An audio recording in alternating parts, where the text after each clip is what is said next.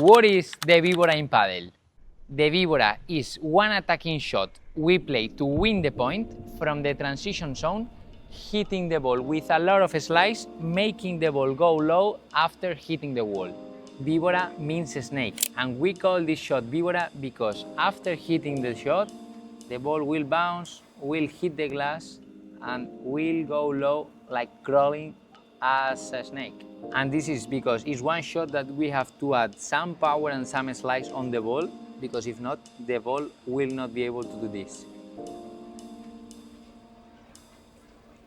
Hi everyone, this is Dani Hoyo, professional padel coach for more than 7 years and playing padel for almost 15. In the previous video talking about the bandeja, most of you wrote in the comments, let's create a video talking about the VIBORA. Today we are here to talk about the VIBORA.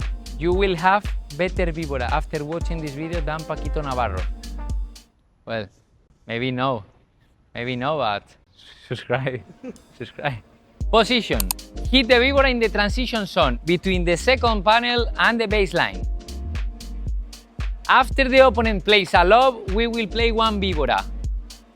But if their lob is short, we will smash.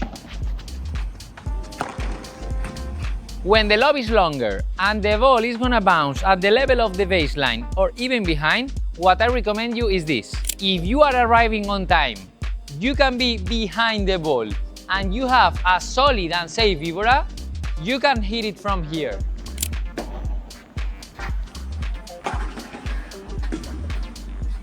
If the lob is very good, we are arriving forced to do a comfortable VIBORA, and your VIBORA is more like a worm. In this case, try to play one bandeja and recover the net, or let the ball bounce and restart playing one bajada, play down to the middle, play one lob, or play one chiquita. If I play the VIBORA from here, the opponent has more time to receive the ball, so probably it will be easier for them to return the ball.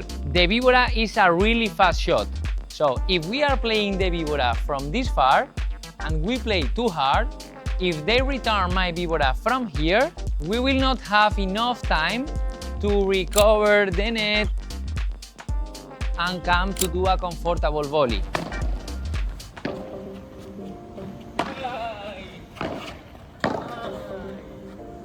I can play the bandeja from here because we know it's a slower shot and we would have more time to come to the net to be ready to play the next volley.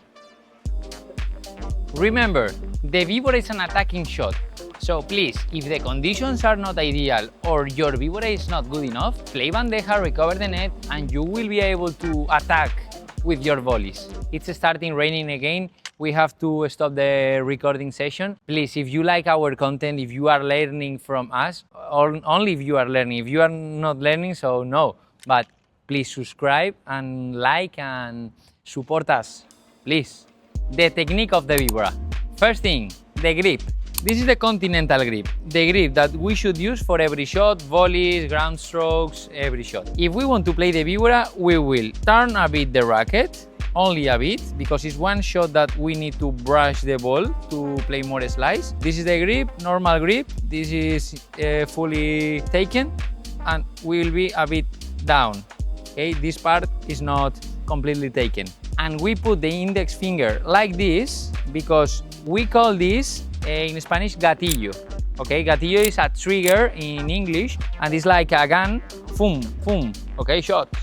What we will do is with this finger and the hand a bit lower, we will have more chocolate on our wrist because it's one shot that we need to be without tension, to be able to accelerate the ball, to give a spicy to the ball. Preparation. The preparation will be similar than the bandeja preparation, but we have to be faster and we need even to anticipate the lob of the opponent. This is because we need to be behind the ball when we are hitting the VIBORA. So when you play a not really good volley that you see your opponent is opening the face of the racket, you can, in that moment, to do one step back, so you can start the preparation from a bit back from the volley position, and you can anticipate much better your preparation for the VIBORA. When I play a not really good volley, I see the opponent is gonna make the lob, I will do one step back. After this, if the opponent is making the lob, I will put the side position. When I'm starting the side position, at the same time, I should change the grip. Right leg back. At the same time, I change from my continental grip to the VIBORA's grip. I start raising my elbow and I start raising the racket. At the same time, I use my not dominant arm to follow the ball, and I will go back with longer steps.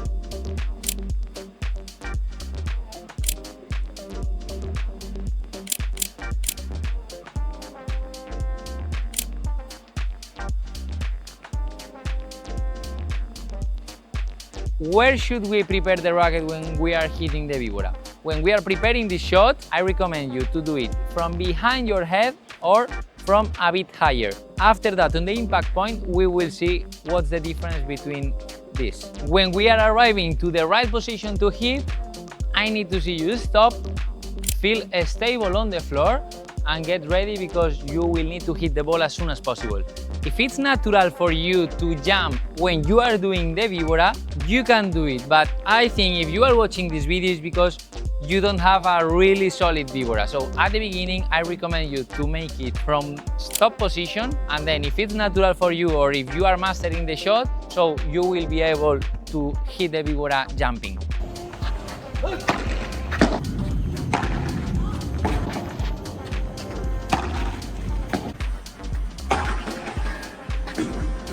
Impact point. Let's talk about the distance with the ball. We should hit the VIBORA with the ball in front of us.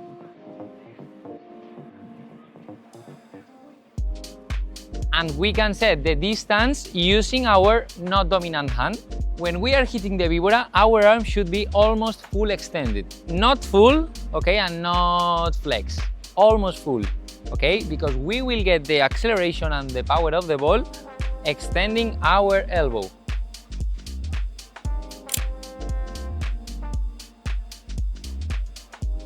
About the height of the ball, we can hit at the level of our eyes or a bit higher. If we hit higher, the racket should be a bit higher. This shot is safer because we have more angle to put the ball in or more angle to play more options, but the opponent will have more time to return the ball because the ball will have bigger rebounds. And if we are hitting at the level of our eyes, we can keep the same preparation or prepare behind our head. This ball has more risk because we have less angle to put the ball in. But after hitting the glass, this ball will go very low.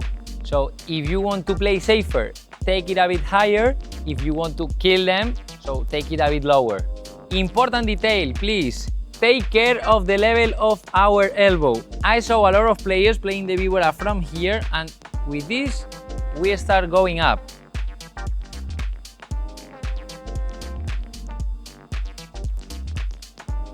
And no, we should start from up to down. When we are gonna hit the shot, we cannot hit just with our arm. It's important to start the shot moving the not dominant arm, then turning your shoulders, then your core, then your hip, and finally start moving your feet. So instead of doing this, like just playing with my arm, play compact. So I'm moving my upper part of the body, not only my arm. The VIBORA is a shot with a lot of slice, and we should hit the ball from the side and slightly under. So if the ball is a clock, we should hit the ball more or less at 4:30 or 15:15 to be more accurate. My recommendation is to hit with 50% flat, 50% slice. This is personal and subjective, but I think it can be useful for you. We want that slice because after hitting and bouncing on the glass, the ball goes down faster. So try to involve the ball, okay, when you are hitting it.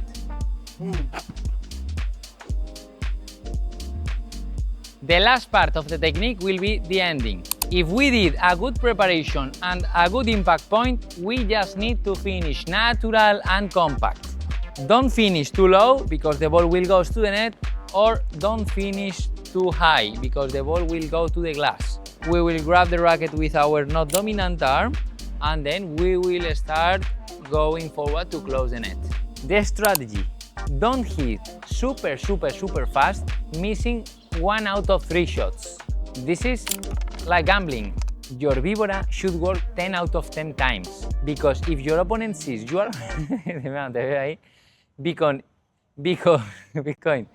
because if your opponent sees you are making a lot of mistakes on your VIBORAs, they will keep loving you, and that's not good, my friend. Decide if you are playing a killing VIBORA to try to win the point or a pressure VIBORA to create opportunities. If we can afford to take a bigger risk, we can play a killing VIBORA.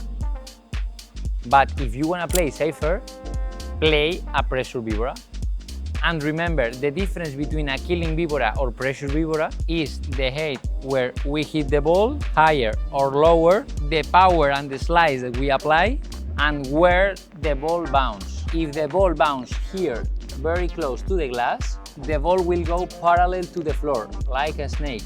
But we are taking a lot of risk trying this shot. It's safer to play a bit more far from the glass, assuming that that will be a safer VIBORA. If your smash is not good enough, we are too far from the net and the conditions are not good, I don't recommend you to play the smash.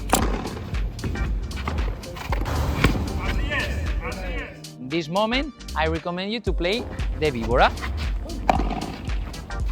Where can we play the VIBORA? My recommendation always will be to play in cross court because will be easier. Let's analyze all the options that we have if we are right-handed. And if you are lefty, you can watch this through a mirror. For all the lefty players, drop us a comment and we will do a specific video talking about left-handed players. The most killing place to play the VIBORAs are the corners. If you are in the left, you can play in parallel.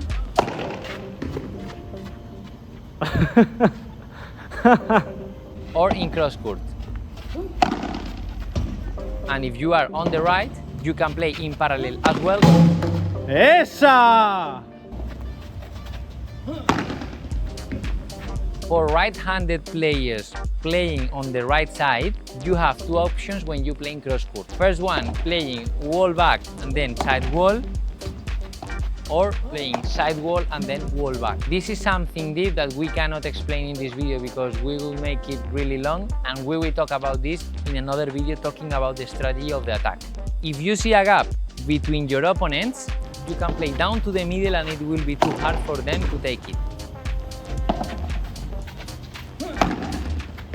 Please put in the comment which shots do you want to see in the next video.